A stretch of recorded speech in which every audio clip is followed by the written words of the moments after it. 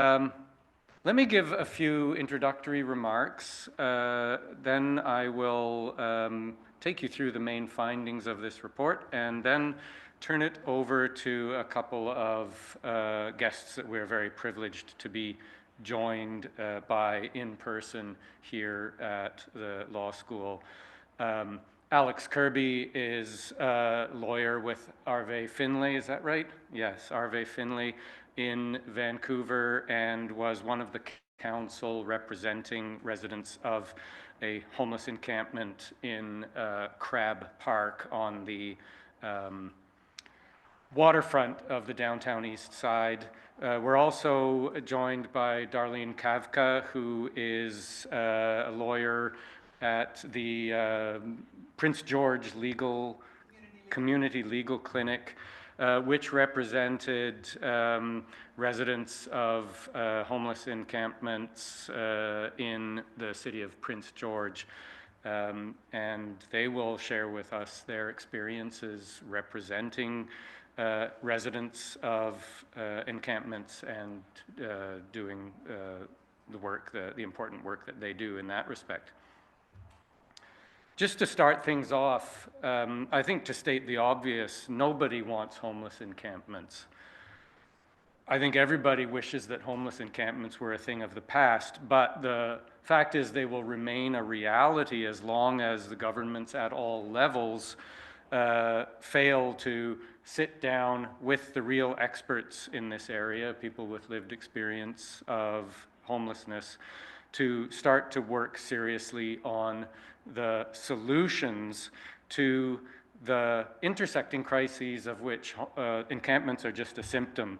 And those intersecting crises include housing and homelessness, but also mental health, toxic drugs, poverty, colonial violence, and gendered violence. And so homeless encampments are a symptom of, or a manifestation of these intersecting crises. And unfortunately, in many or even most cases where they emerge, government's response, maybe not at first, but often pretty quickly and usually eventually, their response is to turn to the courts to get injunctions to make the problem go away. And of course, it doesn't make the problem go away. What it does when the courts issue injunctions is it allows the government actors who are the nominal owners of the spaces where these encampments exist, it allows them to kick the problem literally down the road. And so everybody who works in this area has known for a long time that the courts are hostile to homeless encampments, and that they are pretty eager to grant injunctions when government owners of public spaces ask them. But nobody has ever done a sort of a comprehensive study to determine just exactly how eager the courts in BC are or have been, and what are the bases, sort of a systematic analysis of the bases for their behavior when they are asked for injunctions against encampments. And so that's what prompted the research that we're releasing today.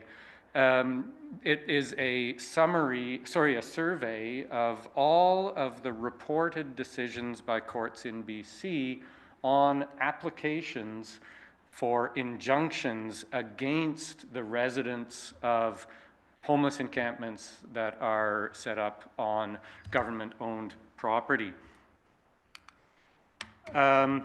There aren't actually as many decisions as you might imagine, but even the small number that there are indicates the magnitude of the phenomenon and the problem of homeless encampments and precariously housed people who find themselves with no alternative but to shelter outdoors on publicly owned land. So there were 24 decisions over 22 years. That isn't an indication of how many encampments there have been or how many encampments have been cleared by governments, because governments don't always go to court for injunctions. They sometimes find other ways or use other instruments in their arsenal to evict or move on homeless encampments. But what you can say about the role of the courts and injunctions is that they are one of the big sticks that government actors carry and are able to wield in order to sort of thump down onto these problems when the public outcry from securely housed people becomes politically intolerable. So of the 24 decisions that we found, the vast majority of them are interlocutory decisions. These are decisions that are made at a preliminary stage in proceedings where the government actors have commenced a lawsuit claiming some kind of legal relief or legal violations by the encampment residents. But before they have been put to the test, before they have had to prove their case, they will typically apply almost immediately for an interlocutory injunction, which is a temporary order of a court that is supposed to stay in place either for a defined period of days or weeks, or until the matter is finally determined at trial or in a sort of a summary proceeding that's something like a trial. The interlocutory injunctions dominate the case law because they are the preferred instrument of these government actors to deal with encampments. If they're able to get an injunction to clear an encampment before they've even had to prove their case on the merits, that effectively puts an end to the case, because the main thing that they want to accomplish with these cases is to evict the encampments, to clear them off that particular piece of public land. And once they've achieved that, they, as plaintiffs, have little incentive to carry on with the litigation. And also, the defendants have now been scattered. They have been displaced to various places. It becomes difficult or impossible, if they have counsel, becomes difficult or impossible to stay in touch with those clients and to represent them effectively. So only 4 cases in 22 years have actually resulted in final decisions for injunction cases, and only one of those involved a full trial. The other 3 were summary proceedings in chambers. And the big thing that the sort of the bottom line message that comes out is that the courts really are very quick to rule against encampment residents. In fact, the numbers are even more hostile to the encampment residents than I expected. So if we're talking about those interlocutory injunctions that are decided very early in the proceedings before the defendants have really had time to gather evidence or formulate arguments, if we just look at those ones, 85% success rate for these government applicants. 85% of cases succeed in getting these interlocutory injunctions. This despite the fact that the judges know and often say that injunctions are an extraordinary and drastic remedy that should be reserved for cases where other alternatives don't work. And especially interlocutory injunctions. Why? Because an interlocutory injunction limits the liberty of the enjoined party before the other party has even proven its case in court. 85% for the interlocutory injunctions. If you look at all of them overall, it's still a very high success rate, 75% overall. And I was immediately reminded of a study released by the Yellowhead Institute in 2019 of injunctions against First Nations in disputes over extractive activities on Indigenous land. They found that 76% of those injunction applications were granted against First Nations. That is certainly cause for concern, and it raised a public outcry across the country when that report was released in 2019. My feeling is that if injunction success rates against residents of homeless encampments, some of society's most vulnerable and marginalized members, if they are similar or even higher grant rates, that is also a real cause for concern and should raise a public alarm. Why is it that these interlocutory injunctions are being granted at such an alarming rate? Well, you can't get inside the judges' heads and really ask about motivations, but you can look at the nature of interlocutory proceedings and the reasons that judges give. Interlocutory proceedings are characterized by a rush. The parties have very little time to gather evidence, to develop arguments, and also the courts have very little time to deliberate. They're under intense pressure to make a decision very quickly, and they usually do so within a day or a matter of days after the application is heard.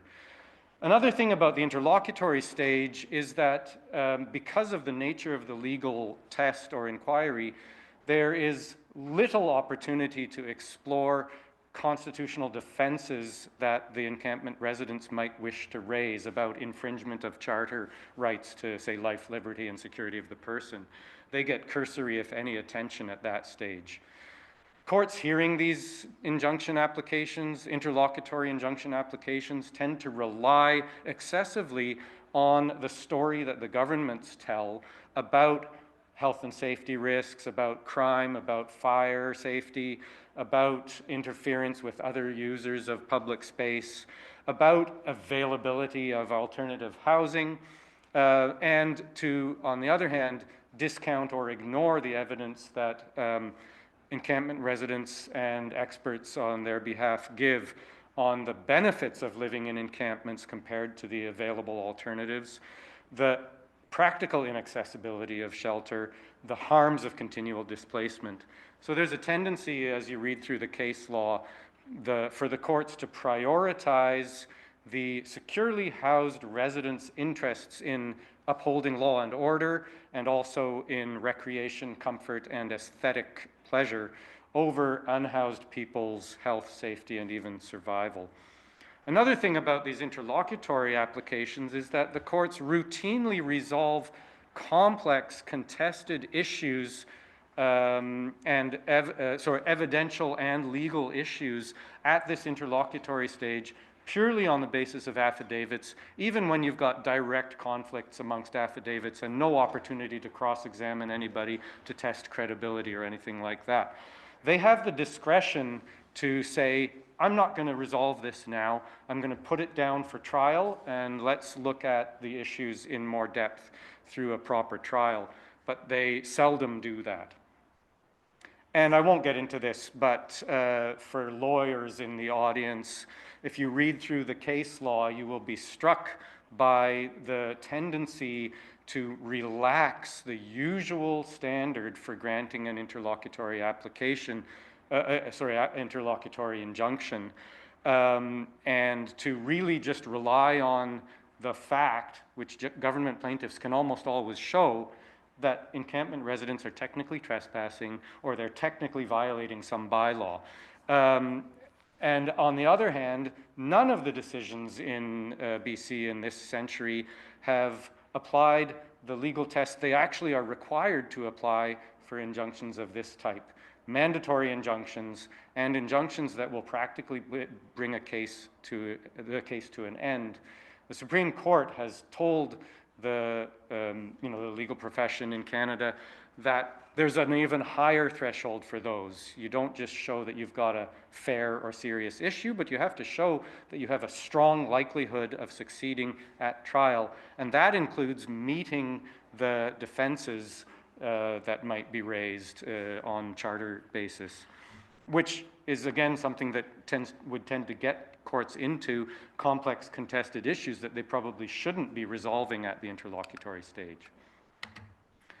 If you look at final injunctions, it's a totally different story. Only four, as I mentioned, only 4 of these final decisions have been made in this period in BC, and of those, only 1 was granted, and that one was uncontested. Why? Because the encampment had already been evicted months before on an interlocutory injunction, and there was no point in contesting the final order.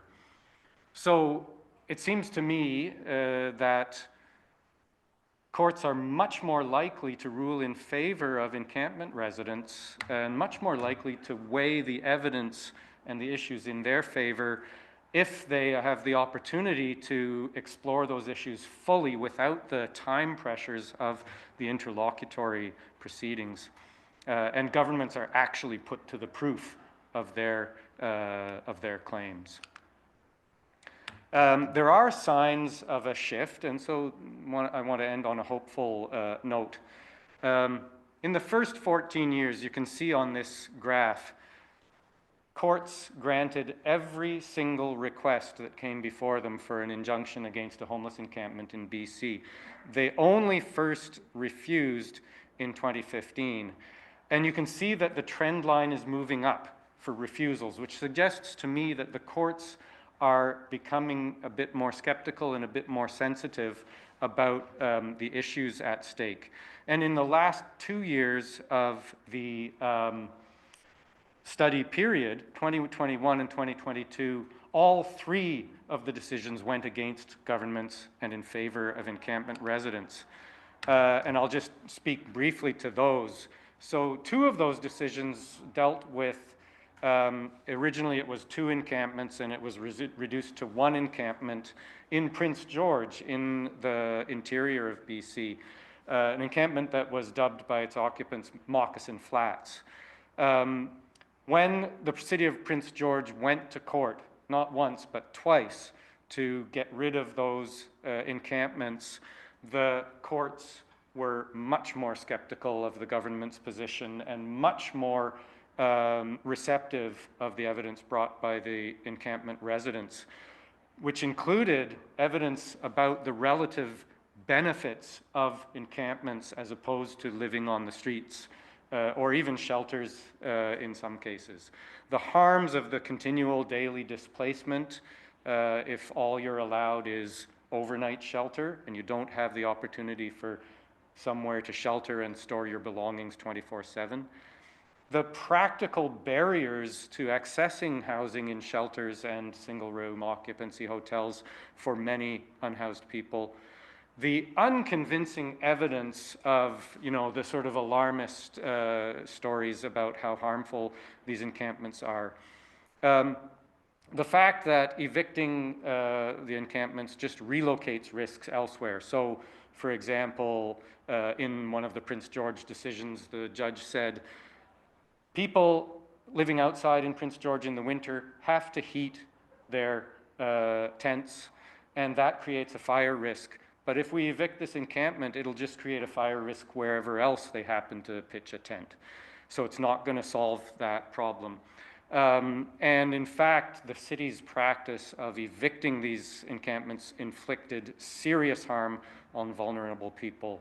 Moreover, in the Prince George cases, it was the first time in those 22 years that the BC courts explicitly recognized the Indigenous context, the fact that Indigenous people are disproportionately overrepresented in the precariously housed population and in the encampment population, and that this is a symptom of ongoing colonial violence and ongoing experiences of direct and intergenerational trauma, which the courts have to take account of, even if the encampment residents don't raise it themselves. The other case was here in Vancouver, Crab Park, an encampment that arose in 2021. There were a couple of sort of parallel proceedings there, but in one of them, the Vancouver Park Board was asking for an injunction to effectively to enforce an eviction of the encampment in Crab Park. And the court refused to grant that injunction, declined to grant it, recognizing for the first time that these injunctions are not working. They're not solving the problem. They're simply bumping it down the road to another place. They do not work at solving the problem that they're supposed to solve, which is the sort of chronic non-compliance with these rules against sheltering in parks or various other sorts of rules that encampments violate. The court said, you know what, we've got to recognize that the problem is not how do we get rid of the encampment. The problem is where can these people shelter as long as encampments are a reality. And this particular place is relatively better than the other places that we might think about encampments in downtown Vancouver.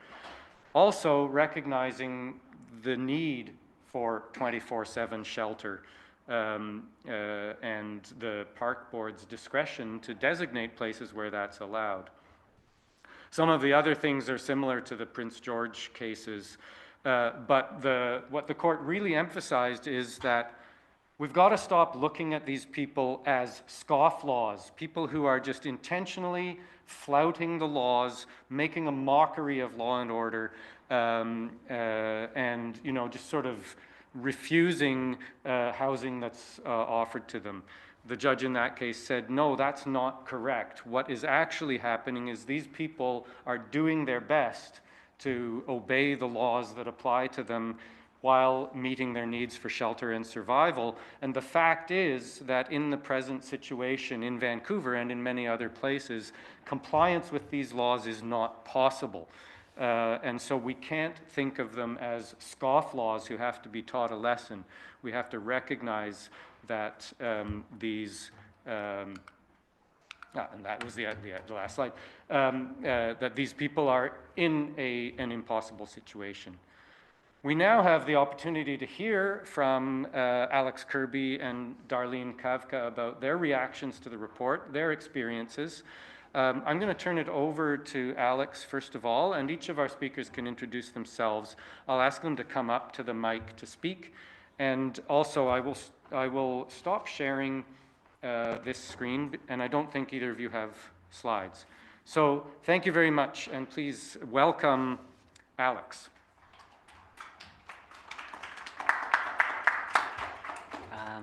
Hi, everyone. Yes, so I'm Alex, and I was counsel on the Crab Park case, Bamberger it's called, and I also worked with Darlene on the appeal of the Stewart decision, the Prince George decision, which the city very wisely, I think, decided to abandon. So yeah, we both have some firsthand experience of these cases where things have actually gone right for the first time, or for, you know, one of the few times. Yeah, so, maybe I'll just talk a little about the Crab Park case because, you know, as was alluded to, it was actually two proceedings in one, and this is very sort of typical of how the city goes about seeking these injunctions, because we had brought a challenge originally to the Parks Board decision to try to evict everyone from the park. They issued an order saying everyone has to get out of there, and we challenged it on all these administrative law grounds. It was going to be a really interesting challenge, and instead of giving us a substantive response, all they did is serve us with an injunction application, as though all those arguments didn't even matter, because they were so sure that they were going to get the injunction they wanted simply because of, you know, this history that we've talked about, where the courts are just willing basically to give the city, the government, anything that it wants. And so I think that's very characteristic of how they've dealt with injunctions before. They've treated them as this rubber stamp that the court is automatically going to give them simply because, yes, people are breaking the law. But it's more complicated than that, obviously, because the laws themselves often can't be complied with. They're not good laws.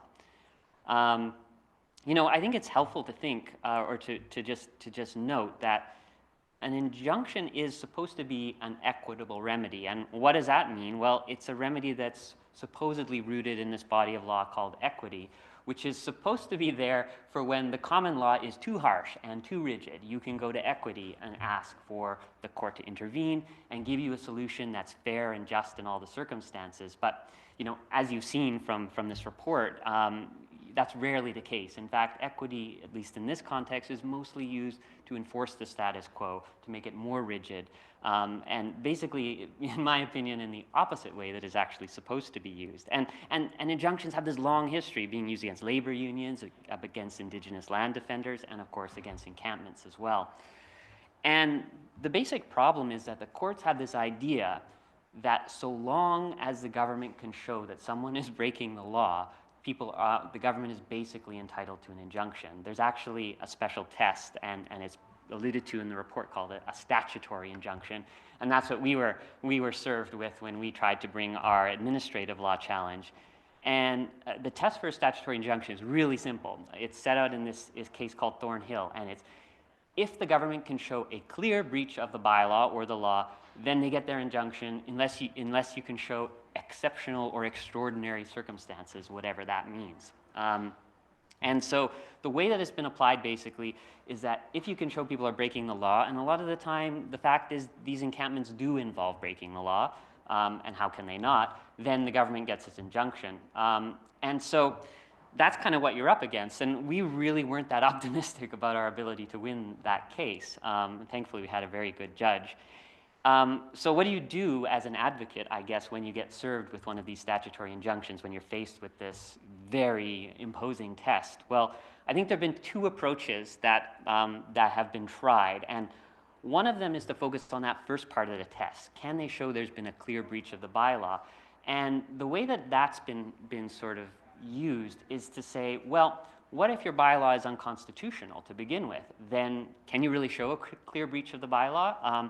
So if you can raise a constitutional issue, then what the courts have done is said, okay, we can't really use the statutory injunction test anymore. Instead, we're going to go to RJR McDonald, which is the interlocutory injunction test. But the problem with that approach is it doesn't really work. As you've seen, a lot of those cases where the courts have granted the injunctions anyway have been cases where the court has applied the RJR McDonald test because of these constitutional issues.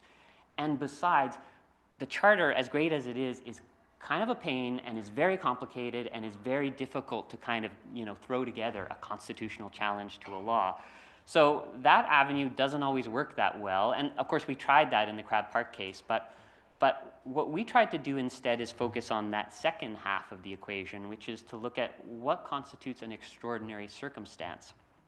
And that's what actually ended up working, and I think it also worked in the Prince George case. And that is to sort of remind the court that when it's granting an injunction, it's granting that extraordinary remedy. It's granting a remedy it probably shouldn't be granting except in exceptional circumstances. And because it's exercising this equitable jurisdiction, it has a lot of discretion, actually, to do what's fair and just in the circumstances. And what that means, in other words, is that there will be many circumstances in which the law may be broken, but it's still not appropriate for the court to be complicit in enforcing the law in a really cruel and unnecessary way. And that's kind of the case we tried to make. And the interesting thing is, and maybe this will come as no surprise unless you're very into our judicial system, but the courts have actually used this exception before, not in the context of homeless encampments, but of course in the context of homeowners who are running afoul of bylaws. So there's a case that came out shortly after Thornhill called Smith. And that was a case where someone had a cabin on some island in the Gulf Islands, I think it was. It burned down. There were 16 other cabins on the same property, but in the meantime, the municipality had changed the zoning bylaws so that now there were too many cabins on the property. So they tried to bring one of these injunctions to get him to tear down his half-built house, and the court said, well, that doesn't seem very proportionate. On the one hand, you're getting this guy to tear this house down that he's half-built, and on the other hand, there are still 16 cabins there. So really, this injunction is not going to accomplish anything in terms of lowering the density, and at the same time, this guy's going to have to tear down his house. And in those circumstances, the court was perfectly willing to find, here's an exceptional circumstance. The law is being broken for sure, but we still shouldn't intervene to grant this injunction. So that logic makes sense to the Court of Appeal, and it's repeated that similar decisions where homeowners have been threatened with very costly renovations in order to comply with zoning bylaws and things like that. But the point that we tried to make is the same thing should be true, and it should be true even more in the case of an encampment, where you're not just talking about people being subject to financial burdens, but you're talking about people being subject possibly to the loss of fundamental liberties, possibly to the loss of their life, to serious bodily harm. And In those circumstances, the court does actually have the discretion to say, no, I'm not actually going to enforce this law in this circumstance. And it doesn't depend on the logic that maybe the law itself is unconstitutional, although in those circumstances it probably is, but simply on the basis that the court not only has the ability but the responsibility to scrutinize requests on the part of the government to utilize this equitable jurisdiction, which can actually be extremely harmful. So that's kind of the hopeful avenue, I think, that the Bamberger case opened up, because the judge, I mean, it's a bit complicated. He tried to hedge his bet and he adjourned the proceedings, but basically he said no to the injunction. And you know, we've already talked about a few of the reasons why, but one of the reasons is that people can't actually comply with this bylaw. So you know, just to give some context to what that actually means or how that manifested itself in the evidence, we had evidence of people who were 70 years old, who had cancer, who were staying in the park because it was close to the services they needed. They had a setup that was a couple of £100, which seems like a lot, but it's nothing if you think of all the stuff you have at home. That was a bare minimum that they needed to survive, to keep themselves dry, to keep themselves warm, and also to have a minimally decent life. I mean, they had a little chair and a little cot to sleep in. Like, these are not extravagant things at all. But the city tried to argue that, well, the bylaw says you have to pack up every morning at 8 a.m., and for that reason, you should give us an injunction, because these people are not leaving at 8 a.m. in the morning. But, you know, when you actually see what it's like, when you actually think about what it's like, how is a 70-year-old with cancer supposed to pack up 200 pounds of belongings every morning at 8 a.m. and carry it with them for the whole day, where there's nowhere safely to store it or anything like that, and then come back again, you know, when sunset comes, and put it all up again? It's absurd, it's unfair, and it's absolutely impossible for people to comply with the bylaw.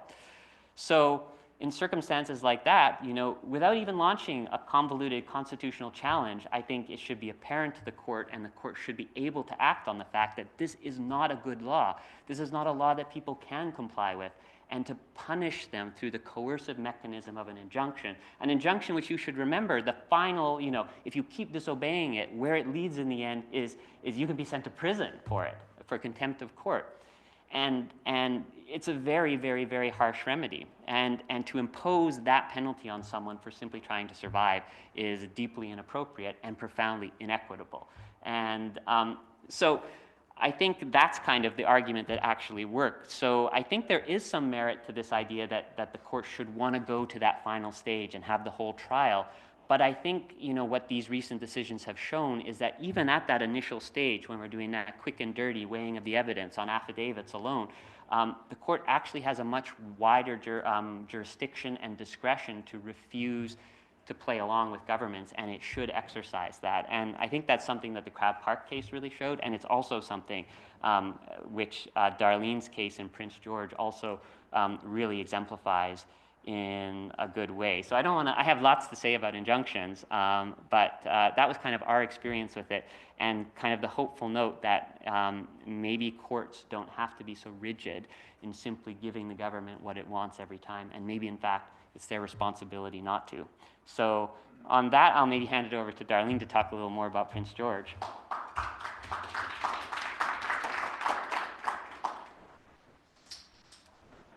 Thank you, Alex. And I can't overstate how important your contribution to what was going on in Prince George was. Because when the city appealed the original decision of Chief Justice Hinkson, their certainty in their ultimate, ability to prevail over this ridiculous opposition that was being posed by the community legal clinic was mind-boggling to me, to actually see how sure they were that everything had been done wrong when Justice Hinkson made his decision, Chief Justice Hinkson made his decision. But Chief Justice Hinkson himself was named as the author of many of the decisions the city had been relying on. And he himself had shifted how we looked at it. We were in the middle of the pandemic, or earlier days in the pandemic. People couldn't even go, if you handed them $100, they couldn't go and sit inside to drink a cup of coffee because there was nowhere you could go inside at all. the inability of people to be able to go and take care of very basic human functions was given more weight by the city in how it was offensive to those who had warm homes to sit in than the fact that people were being put through that kind of indignity was given. And in my role in it, not being quite the highly skilled academic that my friends here are, was much more visceral. How is it that we care more about the messes in the alleys than the fact that we are forcing that indignity on the people who are living on the street? And I think that that hit home in a very real way. There was one other example that I tried to use, because one of the things that the city used, and I think even one of the, the overlay, the maps, the aerial views that were used by the city in some of their affidavit evidence, were from neighbors in a very affluent subdivision that was just up the hill above where this encampment was. And just for a little background on the encampment, it was a former city works yard. It was, from a bylaw standpoint or from the zoning standpoint, it was partially included in the parks in terms of the area, but it had long since not been used for anything. It was just a derelict public works yard. So no one was being displaced from the recreational use of that land. No one had been using it for any recreational use. But it was beneath a very affluent subdivision, and those people were quite outraged that this encampment was beneath. And one of the affidavits that the city put forward in their evidence was actually a bunch of photographs taken from their drone that was showing the encampment beneath and what an eyesore it was for them to have to look down on it. And I learned an expression that I think a lot of people have known long before I have, which was this idea of a perch of privilege. And I've never in my life encountered such a truer example of what a perch of privilege really is, when someone sets their drone up to show, how terrible it is to look at the poverty beneath us, and we really must get it out of there. I thought, as I made my arguments in the second of these decisions, that was an important thing to keep in mind, and I think it actually hit home quite well with the court, that, hey, wait a minute, their inconvenience versus the life and death struggle that people are going through in winter in Prince George, with the snow falling, they're not comparable. They can't be comparable. And so from my perspective, I think that we had the good fortune of bad fortune in that making the argument at the time we made may have had some role in why it shifted the way it did. And so I had one other point I wanted to make here, and it was of course, the other point I wanted to make was about the timing of everything, and that the city's argument that people really had no legal argument whatsoever, the arrogance of the way it had been put forward, worked very strongly against them, and Justice Hinkson, and followed up by Justice Koval. I remember my point now. My apologies for not making clear notes. One of the things to keep in mind with the second decision in Prince George is that the city went in on the 17th, so the decision came down in, I believe it was October 22nd, saying you can't just get your order, it's dismissed, not going to happen, this area is protected. The decision was 2 homeless encampments were basically merged into one, but they weren't really merged into one. The ones at the sort of downtown, smaller encampment were given a short period of time to move, but the city and BC Housing actually found housing for everyone in that encampment. So they weren't actually, in effect, living in the same as the Moccasin Flats encampment, because they weren't going to live there. There were a lot of reasons why people were in different encampments, and one of them is where they feel safest. Not all of these groups of people, we're talking over 80 people that we know of, and it may have been more. They weren't willing to live in the same encampment. They weren't feeling as safe in some groups where they just didn't get along. And so that didn't effectively happen the way that it was written. The city of Prince George, when a new encampment came up, and it was referred to, the one that was raised in September, was extremely disheartening for people like myself who have worked trying to assist the precariously housed. The way they did it, they have avoided going for a court order altogether. They're doing it on the basis of enforcing bylaws. So this is a health hazard. There was an explosion in Prince George, and that seemed to really get people riled up. Well, we must take care of the homeless issue, the camp that's here, because people have gone and they caused a fire. And they're effectively blaming the unhoused and the people in the homeless encampment, but with no evidence whatsoever that it was anyone from the encampments that did it. But the great uproar in the community, they did it that way.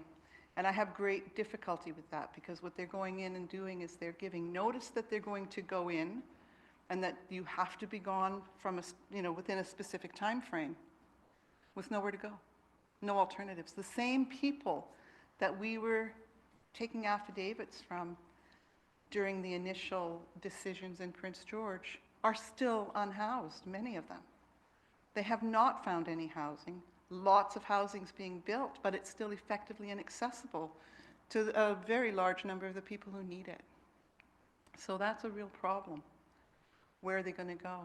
So the thought that I want to leave people with is maybe the time for those who are fighting for the precariously housed to actually be involved in something is to start from the point of that notice and stop the city from what they're doing instead of the other way around.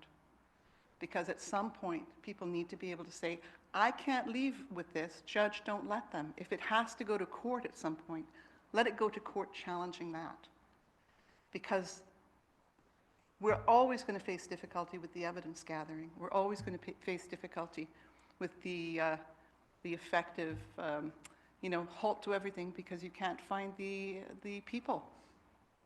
And I will say in Prince George, what we did is for the evidence gathering was a lot of volunteers who brought food and invited people who were in these encampments or who had been displaced to come down and give a statement.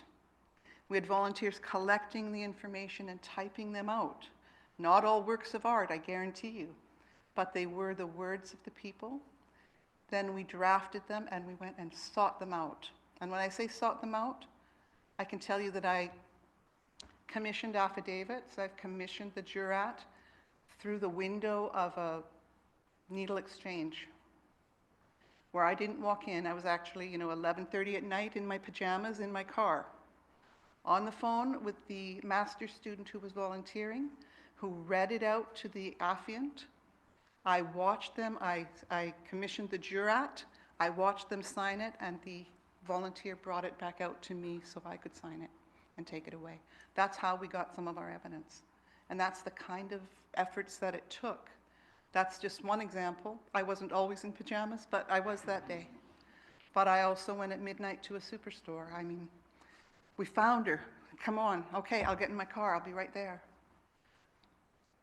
If we hadn't had that evidence, I don't know how we could have done it.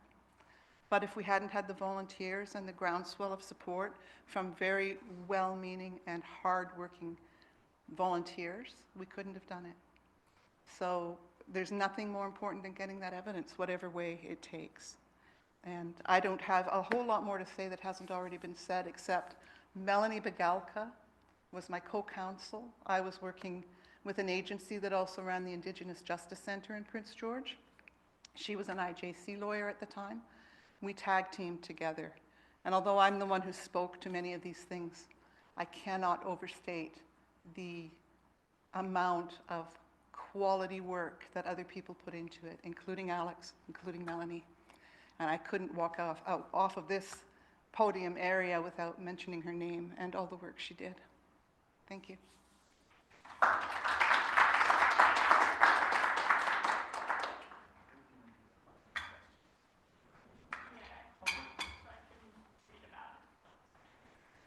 Oh, thank you so much. Thank you, everybody online, for staying with us, and folks in the room. It is time for questions. So we can take questions in the room, and we can also take questions online. If you're smart enough with your Zoom app, you'll see that there's a Q&A button, and you can put a question in the Q&A. And there's someone here with us who will monitor those and then can just read them out as we go. But before I take a question in the room, I'm going to say something tech-wise, which is you'll see that various places in front of you on the desks, there are microphones. And when you ask your question, try to press the button on the microphone, and that should capture it for people who are watching online. So let's take the first question. Gavin, did you have your hand up? Yeah. Yeah, I'm just wondering about how Bill 34 may affect homeless encampments. So how would Bill 34 affect homeless encampments? Can you tell us briefly what Bill 34 is? Oh, okay. Well, I'm a 1L, so I'm not really very good at this, but so it's a bill that, if passed, it's from, it's a government bill in BC that, if passed, will substantially change, I believe, the way that police can interact with drug users. And it also will change the way they can, well, I could just read it, but so That's okay. a person must not consume an illegal substance in any of the following places: the area within 15 meters of play structure or playground, a spray pool, a wading pool, a skate park, sports field, a beach, park with the meaning of Park Act, an outdoor area established by government for purpose of community recreation. It goes on and on. Yeah. But yeah. Okay, yeah. So yeah, that's been getting a lot of attention in the news. I don't know, do either of you have any comment on it? Okay, can you, oh good, yeah, go ahead and press that and see if it works. I have a comment on it, and it's going to end up with a lot more time in court. Because people who have nowhere to go are almost invariably going to be in some public place when they're using. People who have a home that they can use their drugs and their alcohol and whatever else they're going to do in are distinctly treated differently. And people who are unhoused or precariously housed are consistently going to be labeled as flouting a law or breaking a law that they had no choice but to do, because it implies that everything that people are doing is by choice. Now, I understand schools, playgrounds, all of those things, but when you start talking about parks and public places, it becomes similar to what Prince George did, which was, I think, fatal to their own application, which is they passed what they called the Safe Streets bylaw. That meant that bylaws officers could chase you away from anywhere, no matter where you were. And the argument that we made was effectively what they're saying is that not only can you not put up a tent here or have an encampment here, you can't be anywhere. And frankly, that's banishment. And that is not legal, that is not constitutional, and that has to be argued. And unless you have an option for people, the same as with the option of having an encampment. If you don't have an option for them as a place to go and a place to be safe when they're there, then don't say they can't do these things, because you're basically saying they have no right to exist. And that is not possible in this country. Well, and I might just add too, just on top of that, that it is very characteristic of the city and the province to, on the one hand, appear to comply with certain court precedents about their obligation to allow people to shelter at least overnight in parks, and the imposition of a whole suite of restrictions on where and in what circumstances you can do that. And taken collectively, those restrictions basically make it impossible to legally exist in public space, even to the limited extent that the courts have recognized the right to do that. I mean, the City of Vancouver Parks bylaw already goes a long way. This bill, it sounds like it will, as Darlene says, make it basically impossible to exist in public space if you're a drug user. And that is ripe for a constitutional challenge, I would say. Thank you so much. And I'm glad you also mentioned the Safe Streets bylaw, because I was going to ask you about that and how it sort of factored into all of this. Do you have any other questions? Okay, there is another question in the room, and then after that, are there on? So let's take a question in the room, and then let's take a question online. Sure, thank you. I was curious what you spoke about a little bit, and I feel like a trend that I've also seen is that rather than going through injunctions, cities are just coming in and enforcing the bylaw and removing people without using an injunction. Like, you know, in the city with the big decampment on Hastings Street, and they also did with like the Laszlo Park and Ride decampment. I was curious if you could speak a little bit more about what legal strategies can be deployed to, you know, prevent that when the city isn't going to get an injunction, they're just going ahead with the decampment. Well, maybe I can just speak to the Hastings encampment anyway, because we did actually bring a case that's still on reserve right now, Vandenberg.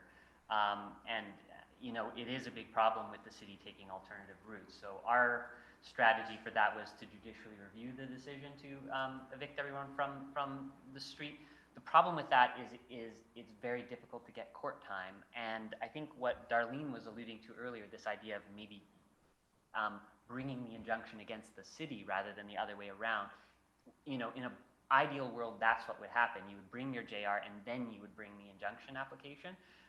In the real world, it can get very difficult to do that. It takes an enormous amount of resources, time. You know, getting an affidavit, if you're a corporate lawyer and you want an affidavit from your client, you can pick up the phone. If you're trying to get an affidavit from your client who's living on Hastings or something like that, I mean, I can't tell you how much time I've spent trying to find people, going down to Hastings day after day after day, trying to find them, asking all their friends, and they're here, they're there, they're everywhere. So it's really difficult in practice to throw this together. So it's tough, but I think that's the way to do it, would be a combination of JRs and injunctions. I don't know if you have anything to add. No, I had something to add, but it wasn't to the question, so I don't know if I should or not. But one of the things that I wanted to mention, when I started about the time of the decision and the dismantling of the camp in Prince George, so the decision was October 22nd. On November 17th, they effectively said there's nobody here, they've abandoned everything, and they went in and cleared effectively about 95% of the encampment. And then in December early, that's when the city applied for another injunction, basically to give them permission for what they'd already done. And I think that was another fatal mistake on their part, because the court did not look kindly on the fact that they had already breached the order that Justice Hinkson had given. And now they were seeking permission to do it and an order allowing them to do it to get the other 5% that they didn't get. And I had meant to mention that, and I apologize for dropping that thought. Thanks. Kylie, would you like to read out the question? Yeah, so our question from online kind of, you know, draws on kind of what is the public interest. So there's two parts of it. One is just kind of a practical, you know, how many people are here in the audience and how many people are online. I can answer that already by saying there's about 10 people in the audience here, a little more, and about 17 online. And then kind of a broader question of has the media shown any interest in publicizing this? Has it been pointed out to them? What is their reaction? I think I can answer that question about media interest. Yeah, there is media interest. It's not going to make the national news, I don't think.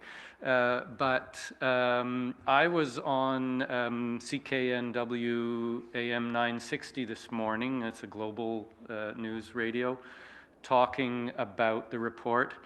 I was interviewed on camera for Global News this afternoon. I don't know if it has aired or not. And Glacier Media, which provides stories to a lot of local newspapers around BC, I'm not sure if they're also beyond BC, interviewed me this afternoon as well. So it shows that there's some interest, and we didn't do a lot of, I mean, I'm a professor, I'm not like a media hound, so we didn't do a lot of outreach to media, but I think it shows that this issue continues to strike a chord and you know, elicit interest. So now what happens from here, I don't know.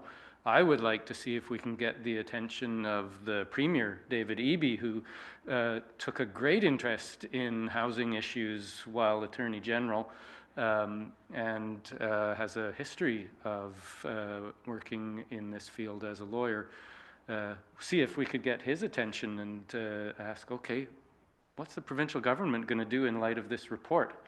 Similarly, Vancouver City Council or Prince George City Council or Vancouver Park Board, I'd really like to know what their reactions are and what they plan to do. So, hit the microphone button, Darlene. I'd like to make one other comment, and it's one rather a foreboding one. We are going to see more changes, I believe, in how homeless encampments are treated and homeless people are treated, because we have far more people who are from the working class who are losing their housing.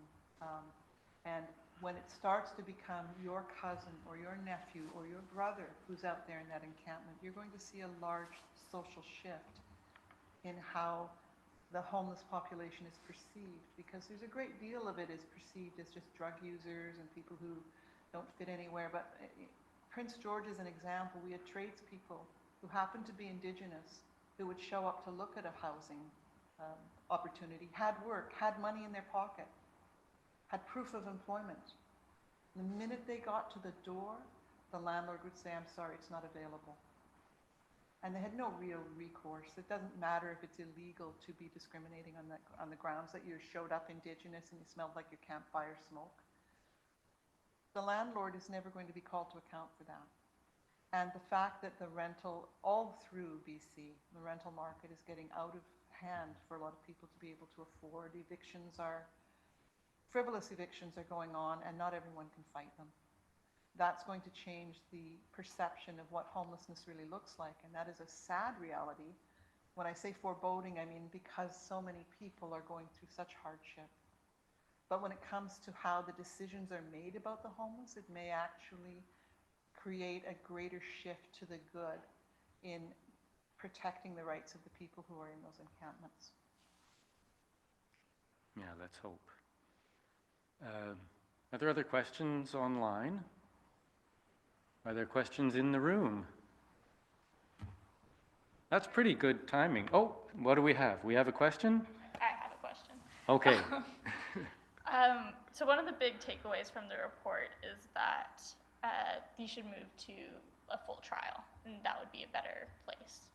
From a practical perspective, this is kind of a question for the practitioners. From a practical perspective, is there the resources to have that trial at court and to have it seen all the way through? Short answer, unfortunately, not really. You know, these cases come up very quickly. If you can scramble together, you get your friends who are interested, you draw on whatever resources you can, you get law students to come and take affidavits, you might be able to cobble something together. But, you know, just to put it in perspective, the Bamberger case took us hundreds of hours of free work, which I think our bosses would rather us have billed. And the prospect then of proceeding to a full trial with witnesses and cross-examinations and charter this and charter that, it is daunting. And I think that, you know, is an important practical issue in a lot of these cases, is that, you know, it's just not necessarily possible to give these cases the time and resources that they deserve. And, you know, it seems to me that, you know, since Adams, which was, what, 2008, 2009, the constitutional goalposts really haven't been shifted that much, because we haven't had that many cases. I guess there were Shantz. We haven't had that many cases that have really looked at the constitutional right in depth, that have gone to the full trial and done the whole rigmarole.